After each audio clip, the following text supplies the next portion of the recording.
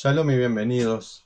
Hay un conocido que me está haciendo incesantes preguntas acerca de la época mesiánica y entre ignorancia, desconocimiento y sistema de creencias fundamentado en su pasado cristiano, no tiene mucha idea ni noción de la era mesiánica. Ya hicimos algún video, ya explicamos por escrito varias veces, pusimos las leyes relativas a la era mesiánica tal cual las establece Maimónides. Pero este video en concreto es para entender una gran diferencia y dejarnos claro cómo es visto el Mashiach, que no es otra cosa que el rey, el gobernante del Estado judío, sea el Estado de Israel actual o los estados judíos que hubieron en el pasado, como por ejemplo desde el rey Shaul en adelante, cuando se le ungía al rey, se le echaba aceite por parte del sumo sacerdote o de un profeta designado para tal tarea. Esa unción con aceite lo convertía a la persona en Mashiach, que quiere decir ungido. Estaba también el Kohen Gadol como Mashiach, como ungido. Pero el ungido en general se entiende como el rey del pueblo judío. Un rey real, no un rey mágico, espiritual, metafísico, metafórico, hipotético, fantasioso. Un rey que quizás tenga trono o no, pero sin duda tiene un país para gobernar, una nación para ser gobernada, súbditos, ejército, una moneda de su propio país, o sea, un rey de verdad. Un rey que gobierna en un país con límites, con fronteras, y eso es el Mashiach. No es una personalidad mágica, no es un Dios, no es un hijo de Dios, más que cualquiera de nosotros. No tiene por qué hacer milagros, no tiene por qué causar maravillas, no tiene por qué liderar al mundo, aunque él lo va a hacer. Ahora quizás veremos cómo. Si ven la imagen que me acompaña de un faraón, famoso faraón, les quiero contar que en el pasado los reyes, no en el pueblo judío, los reyes en general, eran vistos como deidades o hijos de deidades, hasta que esa idea fue evolucionando, en parte creo gracias a la influencia positiva del pueblo judío, que nunca jamás permitió que sus reyes pasaran a ser otra cosa que reyes. Ustedes miren cómo, tanto en los relatos que hay en el Tanaj, lo que se llama la Biblia, como nos puede contar también la historia, los reyes se presentaban como dioses o hijos de dioses. En el Midrash, la tradición judía nos cuenta que el faraón ni siquiera iba al baño, no había baños en su casa o agujeros en la tierra o lo que usaran, porque como era un dios, no hacía sus necesidades. Iba muy temprano al río Nilo con un pequeño grupo de seguidores que conocían sus secretos o no, vaya a saber, y el hombre hacía sus necesidades ahí.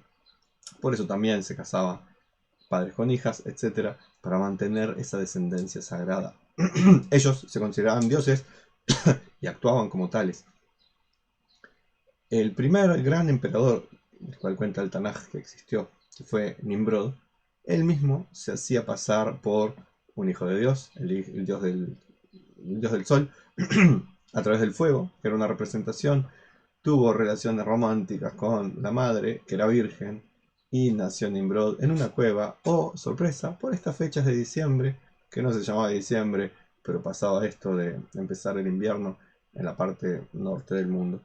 No es coincidencia que otros reyes fantasiosos, otros mágicos dioses que gobernaron o que pretenden que van a gobernar, etcétera, nacen por estas fechas. Y no solo me refiero a Jesús, un mito, como tantos otros, sino a otros dioses falsos que también eran reyes de cierta forma o incluso reyes reales en sus mitologías.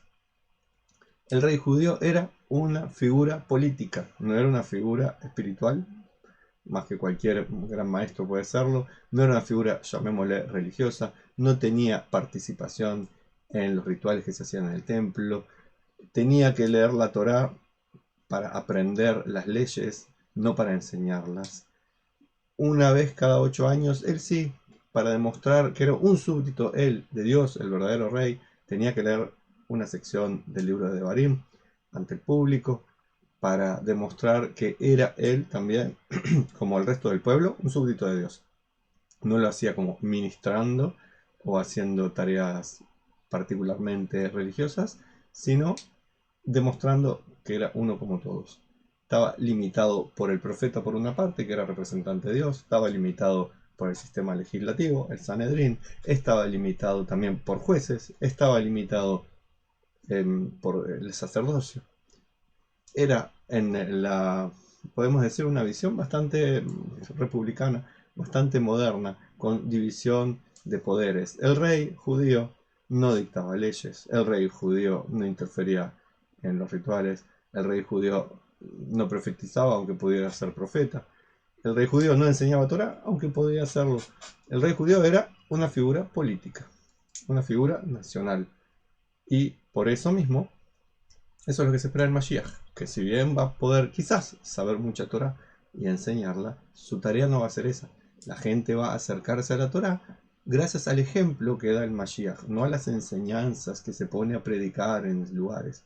Quizás alguna vez a una conferencia que dé en la ONU o en la Casa Blanca, cuando vaya invitado, o en el Kremlin, donde quiera que vaya, hable de asuntos de Torah, porque va a ser parte de su de educación y parte de la manera en que el país judío se supone que va a ser administrado, siguiendo leyes de la Torah. No las leyes romanas, no las leyes británicas, como ocurre actualmente, que se deja las leyes de la Torah solo para ciertos aspectos.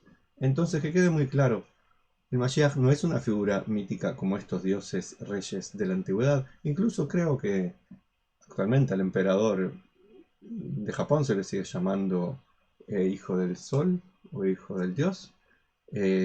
A los reyes, como los británicos, la reina Isabel, se la sigue considerando con una conexión con los dioses, más allá de los que creen que es reptiliana o no.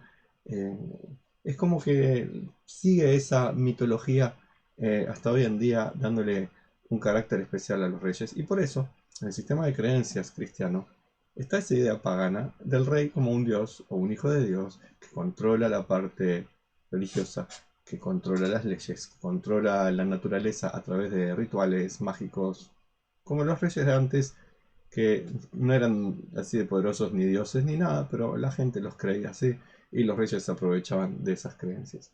Entonces mi amigo este, que se confunde con el Cristo como si fuera Mashiach y cosas por el estilo, sigue con ese chip puesto en su cabeza, de creer que Mashiach tiene que ser un ser extraordinariamente fantástico y mágico. Lamentablemente hay también judíos que tienen ese chip puesto en la cabeza.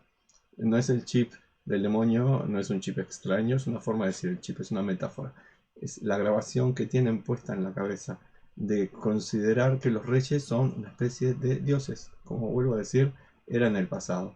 Y no entienden que el rey es una figura simplemente política y nacional. ¿Cómo va a lograr el Mashiach liderar el mundo? Cuando Israel viva en paz, el estado actual o una evolución de este no se va a destruir, pero puede evolucionar y encontrar sus verdaderos límites, que es mucho más grande que lo que hay ahora, y va a encontrar la paz, y va a encontrar prosperidad y salud y estabilidad, y todo el mundo va a vivir una vida plena en Israel, y va a haber paz con los vecinos, como ya se comenzó, porque ya estamos avanzando en la era mesiánica. Eso no quiere decir que Bibi Netanyahu sea el Mashiach. No creo que así sea, pero no sé. El hecho es que estamos avanzando en la era mesiánica. El pueblo judío volvió a la tierra de Israel. El pueblo judío volvió a Jerusalén. Se puede rezar casi en el lugar del templo. Se puede vivir una vida de Torah en Israel. Se puede respetar las leyes de la Torah en Israel.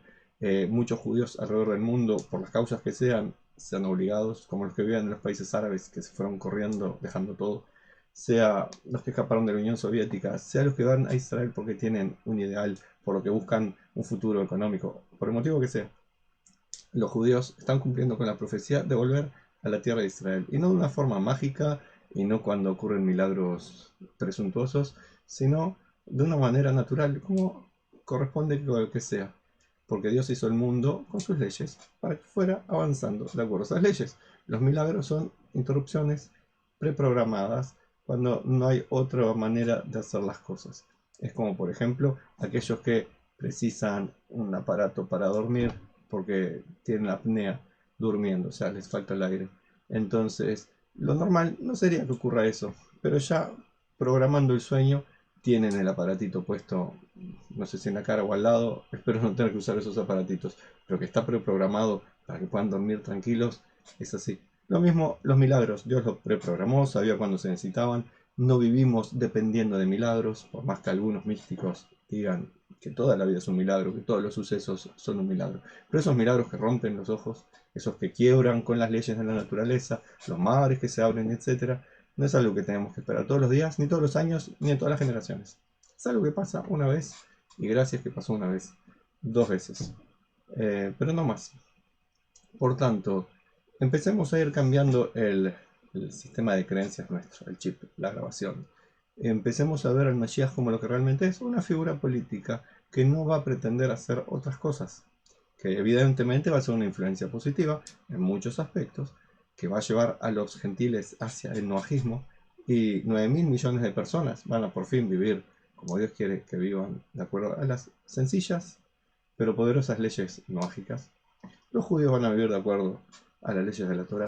El mundo va a vivir en paz. Va a haber armonía, va a haber comida para todos, salud para todos. Estamos en el camino. Estamos mucho mejor que hace unos años. No solo el pueblo judío, toda la humanidad. Aunque no lo parezca, aunque la enfermedad del COVID pueda hacernos dudar de que también estamos, seguramente estamos mucho mejor que hace un tiempo atrás. Y seguiremos progresando, gracias a Dios, que nos permite que haya tecnología, que haya ciencia, que haya gente espiritual, que se vaya apagando los rencores que crea toda religión, que se vaya apagando toda superstición, por más que siga habiendo, y por más que siga habiendo esa gente que piensa que el Mashiach tiene que ser un dios mágico, un rey dios, un rey mágico, un rey dios. Saquemos esa idea de la cabeza, quitémonos las imágenes fantásticas de la cabeza y trabajemos para que haya un mundo racional y al mismo tiempo emocionalmente estable, empático, donde haya una verdadera alegría, donde haya bienestar para todos. Espero que este video te haya gustado y si no, realmente me da lo mismo. No lo hice para que te guste, sino para que la gente que quiera aprender, aprenda algo. Shalom y bendiciones.